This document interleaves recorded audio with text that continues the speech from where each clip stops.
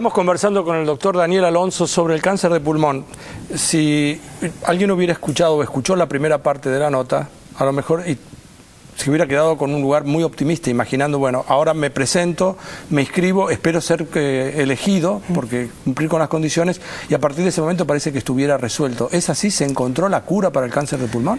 Para muchos tipos de cáncer, empezando, si queremos, por el cáncer de mama, se puede decir que 50 de los pacientes están en condiciones de curarse. 50%. 50% en condiciones de curarse, por supuesto, aplicando un diagnóstico precoz, recibiendo las terapias correspondientes. Eso es cáncer de mama. Por ejemplo, no, en el promedio también, en el promedio general. En promedio general podría andar en 50%. El cáncer de pulmón es más complejo, porque frecuentemente el paciente debuta con sintomatología un poco más tarde. Esto hace que la enfermedad se encuentre un poco más avanzada al momento del diagnóstico, y en algunos casos puede ser no operable y directamente el paciente reciba, como decía al principio, quimioterapia para contener la enfermedad. Este tipo de paciente, con la vacunación, la expectativa es prolongar la sobrevida. ¿Y de qué tiempo estamos hablando? Y estamos hablando de duplicar la sobrevida, por ejemplo. Estamos hablando de años, se puede medir en años. En años, pero normalmente sería de cuánto y a cuánto se duplicaría, porque no sé cuánto es. Bueno, ¿un año va a 2, de 2 a 4? Bueno, en un paciente muy avanzado, de un año va a 2, por ejemplo. En estadios más iniciales, cuando la terapia entra antes en escena, probablemente el tiempo de sobrevida promedio es mucho más. Por supuesto, acá estoy hablando de promedios y cada caso individual es un caso especial. Así lo interpretamos. Exacto. ¿Y la calidad de vida? La calidad de vida es muy buena. De hecho, este tipo de inmunoterapias, lo que tienen como bueno es que prolongan la supervivencia, mejoran la calidad de vida, y esto lo hacen en gran medida porque no tienen grandes efectos tóxicos. A diferencia de la quimioterapia, que es necesaria, cuando uno complementa el tratamiento con inmunoterapia, frecuentemente logra un efecto terapéutico y además el paciente tolera muy bien esa terapia. ¿Y cuáles son los efectos secundarios? Los efectos secundarios son mínimos. En general, lo que puede pasar con cualquier vacuna, un cuadro tipo gripal o febril, alguna respuesta un poco alérgica en las primeras dosis, pero son cuadros realmente muy moderados y muy reversibles, pasajeros. Yo te noto optimista y me dan ganas de ser optimista junto contigo, y en alguna parte también supongo que cualquier investigador, cualquier científico que pone sus manos en algo y dice, acá tengo algo.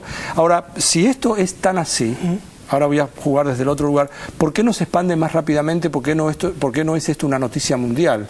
¿Por qué no tiene un efecto que no solamente toque a los argentinos o a estos 8 o 10 países involucrados, sino a todo el mundo? Y dicen, en la Argentina o en un grupo de países ya se ha resuelto, entre comillas, o se puede prolongar la vida de aquellos que tienen cáncer de pulmón. Yo estoy convencido que esto va a ser una noticia mundial cuando esa fase clínica complete la evidencia definitiva, como corresponde por otra parte, y se acceda al registro como medicamento y esto se vende en farmacias. Yo creo que hay que ser cauto y esperar ese momento. ¿Y de cuán lejos estamos de ese momento? Si las cosas van bien, a unos pocos años, tal vez 2 años. Esto para el desarrollo de un producto innovativo en oncología es muy poco tiempo.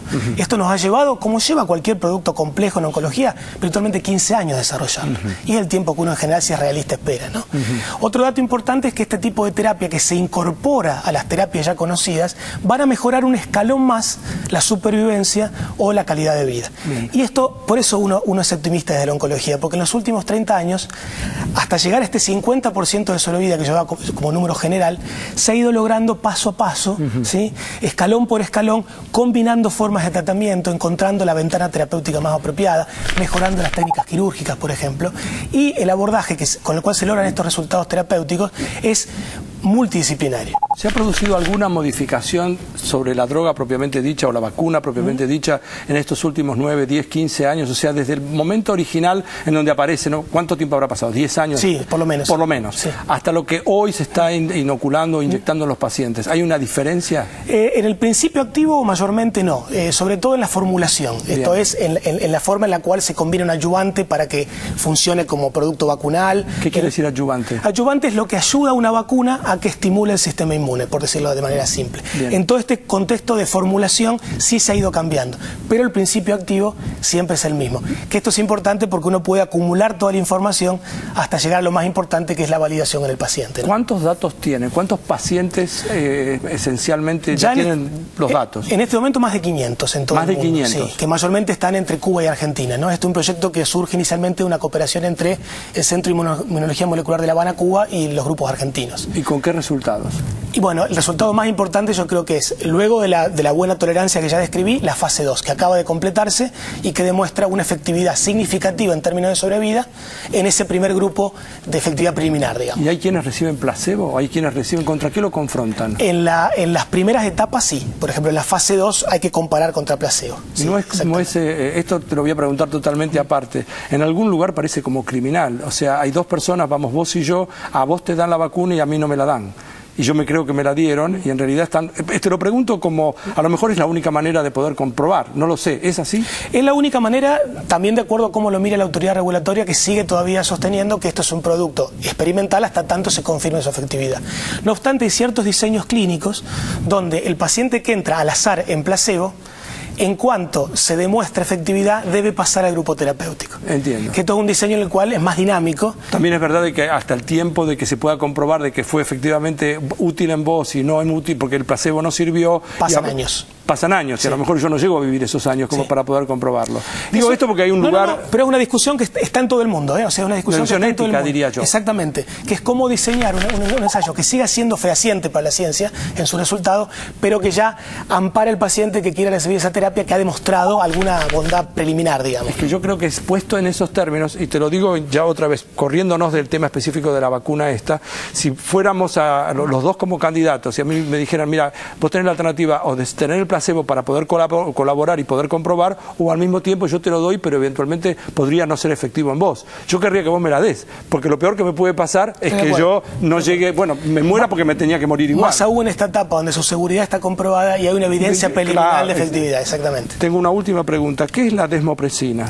Bueno, este es un proyecto, el proyecto de la desmopresina y productos derivados de desmopresina es un proyecto que iniciamos al principio en nuestro laboratorio de oncología molecular de la Universidad de Quilmes, estamos hablando del año 96-97, con mi colega y amigo con quien dirigimos el laboratorio de oncología, que es el doctor Daniel Gómez.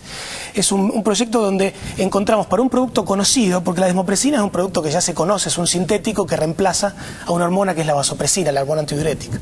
Nosotros le encontramos, asociado a ciertas acciones que tienen que ver con la coagulación sanguínea, un efecto antimetastásico. O sea, que este producto podía, actuando sobre el endotelio de los vasos sanguíneos y sobre el tumor, rompiendo un poco un diálogo cooperativo entre el tumor y los tejidos del huésped. Así que, juntando la propiedad antitumoral con la propiedad hemostática, o sea, favorecer la coagulación, empezamos a probarlo en lo que sería el nicho perioperatorio, o sea, darlo como un ayudante de la cirugía al momento de la extirpación del tumor.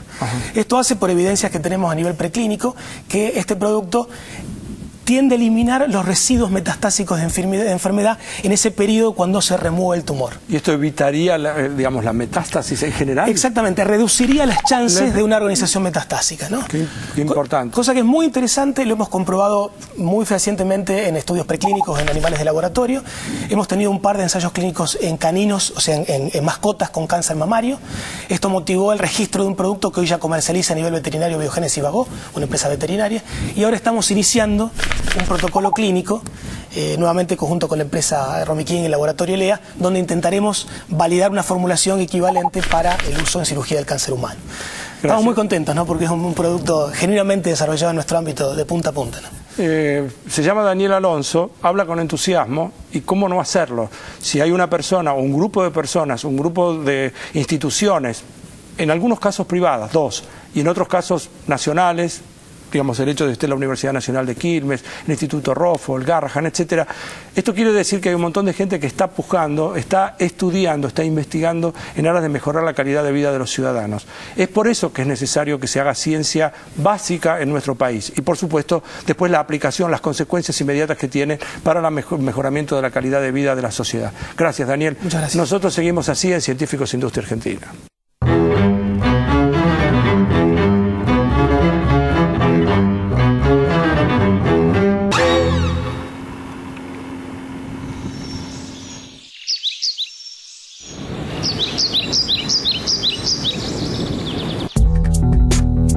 A lo largo de las épocas de la Tierra, los paisajes se sucedieron uno tras otro, modificando los depósitos de rocas sedimentarias. Esto nos muestra con claridad que, a diferencia de Marte o la Luna, vivimos en un mundo dinámico, y ese dinamismo se manifiesta tanto en la evolución de sus especies como en los cambios de sus paisajes. Los estratos en las rocas son como páginas de un enorme libro.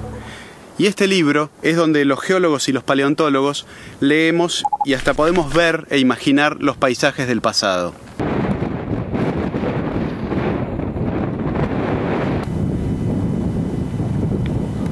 En esta capa de roca podemos ver una antigua laguna. En esta parte, que era la parte más profunda, están acumuladas ramitas y algunas piedritas. Pero después esta laguna se secó y acá podemos ver las marcas de las grietas de desecación. Esto estuvo expuesto al aire en una llanura. Tiempo después, tal vez en una época un poquito más húmeda, hubo animales, hubo gusanos que hicieron excavaciones, tubitos. Estos son los rellenos de las cuevas que tenían. Y luego se volvió a inundar la zona y formó una laguna o tal vez un arroyo que pasaba. La cuestión es que tenemos acá un cuerpo de agua de poca profundidad, donde la acción del viento iba reflejando en el barro del fondo estas pequeñas óndulas que nos cuentan cómo era el paisaje en ese momento.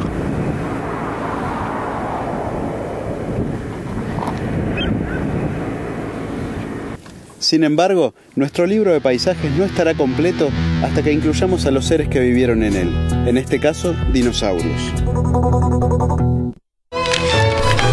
Después de la pausa, te mostramos un instrumento único en Argentina que permite medir a escala atómica. Y llega un nuevo planteo matemático del profesor Paenza. Ya volvemos.